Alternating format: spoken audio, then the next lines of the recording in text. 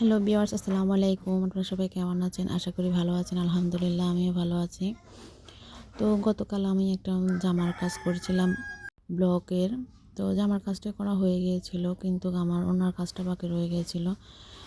অনেক ব্যস্ততার কারণে ওনার কাজটা করা হয়নি একসাথে। তো আজকে আমি ওনার কাজটা কমপ্লিট করে ফেললাম, সেই জন্য তোমাদের সাথে একটু শেয়ার করব। প্রথমে আমার রান্নাবান্নাগুলো আমি শেষ করে নিলাম, কারণ রান্নাবান্না না করলে আমার দিনের কাজটাই মনে হয় শেষ হয় না। তো আসলে মেয়েদের প্রধান কাজ হচ্ছে রান্নার কাজটি। তো আমার রান্নার কাজটা শেষ হয়ে যাওয়ার পর আমি অন্যার কাজটা নিয়ে বসবো। আমার জামাটির কালার ছিল সবুজ, সবুজের মধ্যে গাঢ় সবুজ হয়।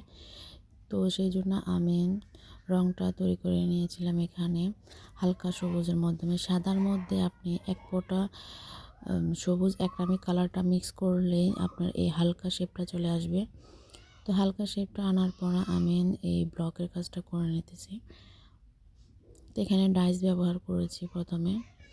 তো ডাইস ব্যবহার করার পরে যে মাঝখানে একটু ফাঁকা ফাঁকা রয়ে গেছিলো, সেই জন্য আমি তুলির সাহায্যে গাঢ় গোলাপি কালার রং তৈরি করে সেই পাতার মাঝখানে দিয়ে দিচ্ছি, যাতে ফুল দেখতে খুব সুন্দর লাগে। তো আসলে এই কালারটা দেওয়ার পরে জামার সৌন্দর্যটা আরও অধিক হয়ে যায়। এটা একটি ওড়না। তো জামার সাথে মিল রেখে আমি ওড়নার কাজটা কমপ্লিট করে ফেলছি।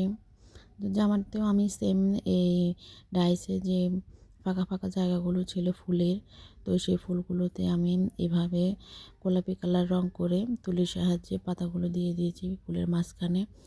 তো জামার সৌন্দর্যটা অনেক বৃদ্ধি পেয়েছে। এখন আমি ওড়নাটা করতেছি, ওড়নাটাও সেম একই শেডে আমি করতেছি।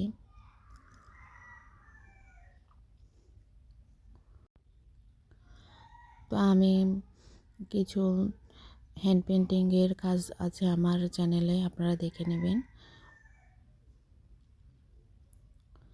এটি মূলত ব্লকের কাজ।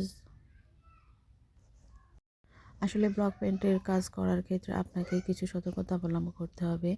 সেটি হচ্ছে আপনি রঙটাকে হালকা বেশি করতে পারবেন না, আবার বেশি গাঢ় রাখতে পারবেন না, তাহলে আপনার রঙটা ঠিক মতন বসবে না।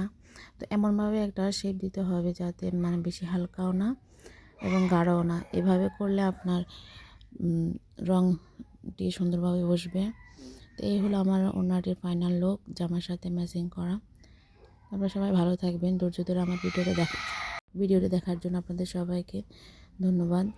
আসসালামু আলাইকুম। আমার সাথেই থাকবেন।